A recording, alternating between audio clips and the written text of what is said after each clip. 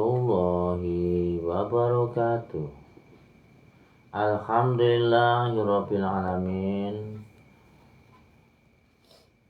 Wassalatu wassalamu ala asrofil anbiya'i wal mursalin Sayyidina Muhammadin wa ala alihi washabihi ajma'in.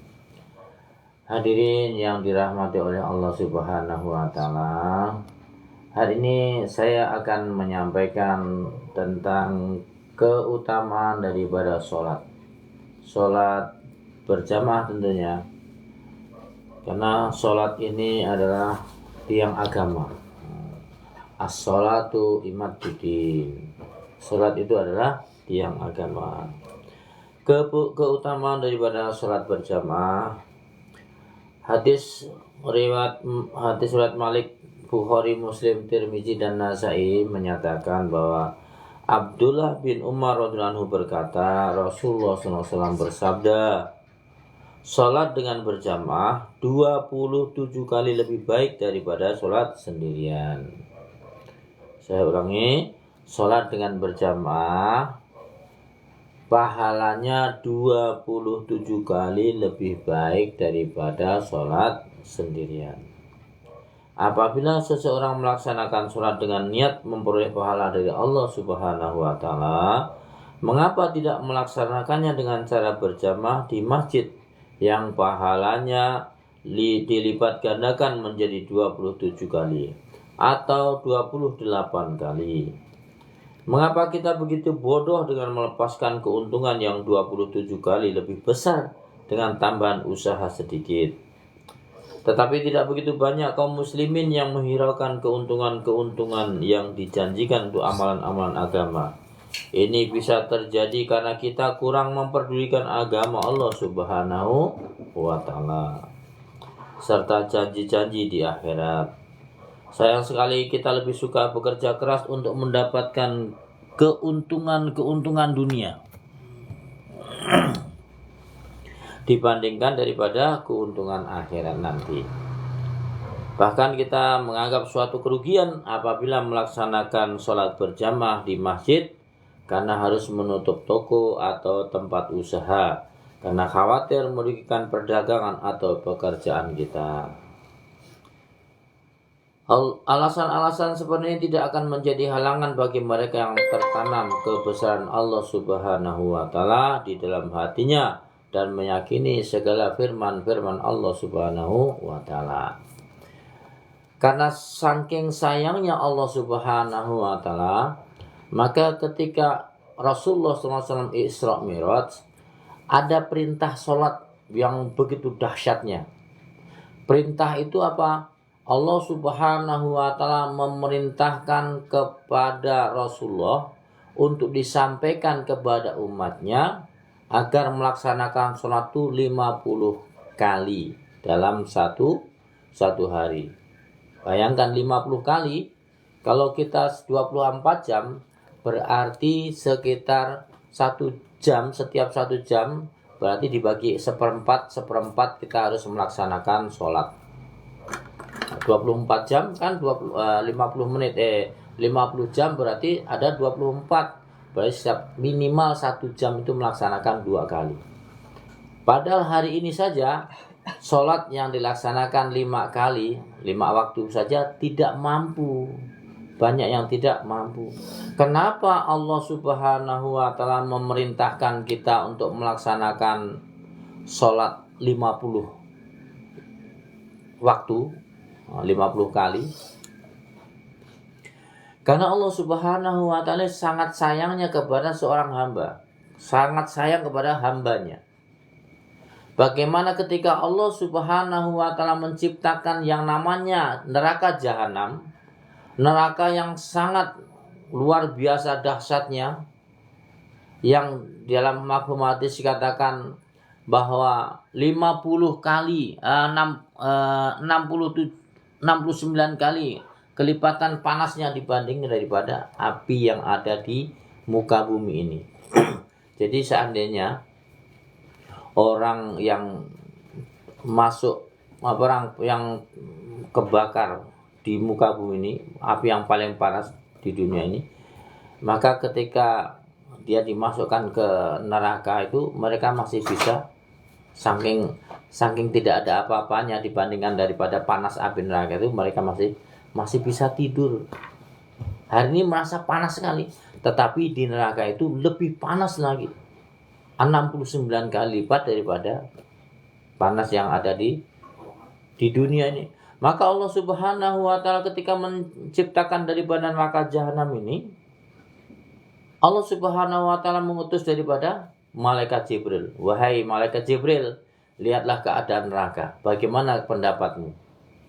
Maka malaikat Jibril mengatakan, ya Allah, dengan neraka yang begitu panasnya seperti ini, maka sudah barang tentu tidak ada manusia pun yang akan berani masuk neraka, dan semua akan ingin masuk surga. Karena saking panasnya daripada neraka. Maka Allah hiasi daripada neraka itu, dihiasi dengan kemaksiatan, dengan kenikmatan yang sesat, dan dihiasi dengan perzinahan, dihiasi dengan pencurian, dihiasi dengan segala sesuatu yang berkaitan dengan hawa nafsu. Sehingga dengan sesuatu kemaksiatan yang selaras dengan hawa nafsunya, manusia menjadi mudah masuk neraka jahanamnya Allah Subhanahu wa taala. Begitu juga ketika Allah Subhanahu wa taala ciptakan daripada surga dengan segala semua kenikmatannya, maka malaikat Jibril dipanggil oleh Allah Subhanahu wa taala untuk apa? Untuk melihat keadaan daripada surga. Maka ketika malaikat Jibril melihat keadaan surga, maka ya Allah, pastilah semua orang senang dengan keadaan surga yang begitu nikmatnya, kenikmatan surga yang tiada taranya. Maka Allah Subhanahu wa taala hiasi surga itu dengan kesulitan-kesulitan. Dengan adanya sholat, dengan adanya puasa, dengan adanya zakat, dengan adanya haji, dan segala macam. Semuanya berkaitan dengan sesuatu yang bertentangan dengan hawa nafsu. Bersedekah, manusia kerja, masa disuruh sedekah? Kan bertentangan dengan hawa nafsu. Pengennya orang itu disedekahi. Orang kerja capek-capek, kemudian dia bersedekah. Orang kerja capek-capek, disuruh zakat. Orang kerja capek-capek, disuruh haji. Ya kan? Orang kerja capek-capek, disuruh puasa. Nah, inilah halangan, rintangan-rintangan itu sehingga manusia itu tidak mampu masuk ke surga. Kenapa? Karena banyak orang yang gagal dalam hal ini. Mereka banyak yang tidak melaksanakan sholat. Mereka lebih senang bermaksiat. Padahal yang diciptakan oleh Allah SWT namanya api ini sangat panas sekali. Tapi manusia berbondong-bondong masuk ke nerakanya Allah Subhanahu wa taala. Nah, saking daripada panasnya api yang sangat kuat ini, Allah Subhanahu wa taala sangat sayang kepada hambanya. Agar apa? Agar kamu jangan masuk nerakanya Allah Subhanahu wa taala, neraka jahanam yang begitu dahsyatnya ini. Sehingga diharapkan dalam artian manusia ini melaksanakan sholat 50 waktu ini, supaya manusia ini benar-benar taat kepada Allah Subhanahu wa taala. Allah Subhanahu wa taala sendiri yang menciptakan daripada jahanam ini begitu ada perasaan bagaimana manusia ini nanti masuk daripada nerakanya Allah Subhanahu wa taala. Padahal Allah yang menciptakan sendiri dan keganasan daripada jahanam itu. Maka Allah Subhanahu wa taala ini memberikan kesempatan kepada hambanya untuk senantiasa bertobat. Orang yang sudah bermaksiat sampai menjelang nazaknya, sakaratul mautnya, Allah masih bisa menerima apabila dia mengucapkan kalimat La ilaha illallah Muhammadur Rasulullah. Maka akan diterima daripada taubatnya. Kenapa? Dengan dia disiksa di neraka nanti, maka suatu masa dia akan masuk surganya Allah Subhanahu wa taala. Kenapa? Karena siksa daripada neraka ini, orang yang tidak beriman kepada Allah Subhanahu wa taala, maka dia akan disiksa di neraka itu selama-lamanya. Kita bisa tidak membayangkan dipukul orang selama-lamanya? Kalau dipukul di dunia ada akhirnya. Apa itu? Mati. Tapi kalau dia disiksa di neraka, dibakar di neraka, ini orang-orang beriman harus yakin bahwa neraka itu ada. Kalau dia dibakar di neraka, dia disiksa selama-lamanya. Khalidina fiha abadan. Mereka akan hidup selama-lamanya, tidak ada kematian. Di neraka disiksa dalam keadaan hidup, tidak mati, disiksa selama-lamanya. Bisa tidak kita membayangkan siksa selama-lamanya? Kalaulah hari ini, hari rahimakumullah, kalaulah hari ini kita disiksa, atau kalaulah hari ini orang yang paling kaya, pasti pernah mengalami sakit. Orang yang paling kaya pernah mengalami sedih, ya kan? Orang yang paling kaya pernah ngalamin kesusahan-kesusahan juga. Meskipun tidak sesusah daripada orang miskin. Orang miskin juga, orang yang paling miskin di dunia ini pasti dia pernah mengalami senang, senyum, ya kan? Kenikmatan makan nasi satu piring, betapa nikmatnya, terasa senang, pernah dia gembira. Semiskin-miskinnya orang yang hidup di dunia, dia pernah mengalami senang. Meskipun sedih banyak, tapi senangnya pernah. Tetapi semuanya itu pasti akan berakhir. Berakhirnya kemana? Berakhirnya adalah ketika dia meninggal dunia, maka berakhirlah daripada kesusahan dia.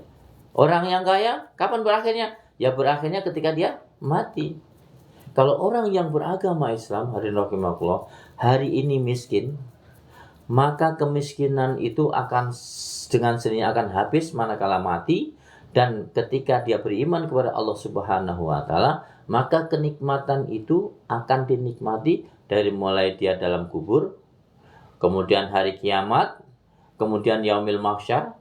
Yaumil mahsyar itu adalah sekumpulan manusia. Manusia dikumpulkan di yaumil mahsyar selama 50.000 tahun. Satu hari di dunia satu hari di akhirat sama dengan 1000 tahun di dunia. Belum lagi nanti titian sirat, mendaki 500 tahun, menurun 500 tahun, mendata 500 tahun. Titian sirat itu adalah satu tempat yang sangat-sangat berbahaya bagi orang-orang yang tidak beriman. Mereka akan melewatinya selama apa? 1.500 tahun. Satu hari di akhirat sama dengan 1000 tahun di dunia. Setelah itu mereka akan antara masuk neraka atau lurus masuk ke surganya Allah Subhanahu wa taala. Hadirin yang dirahmati oleh Allah Subhanahu wa taala, inilah rasa sayangnya daripada Allah Subhanahu wa taala agar manusia taat kepada Allah Subhanahu wa taala agar terselamat daripada siksanya Allah Subhanahu, yaitu neraka jahanamnya Allah Subhanahu. Maka di sini pentingnya daripada sholat, perintah sholat, agar kita bisa menjadi orang yang wa ulaika humul muflihun, orang-orang beruntung. Hadirin yang dirahmati oleh Allah Subhanahu wa taala, demikianlah apa yang saya sampaikan pada pagi hari ini, mudah-mudahan bermanfaat dan diakhiri dengan doa kifaratul majlis. Subhanallah wa bihamdihi, subhanallah wa bihamdika, asyhadu an la ilaha illa anta, astaghfiruka wa atubu ilaik. Mudah-mudahan kita selamat, Anda selamat, kita selamat, semuanya selamat masuk surganya Allah Subhanahu wa taala. Assalamualaikum warahmatullahi wabarakatuh. Selamat bekerja. Sallallahu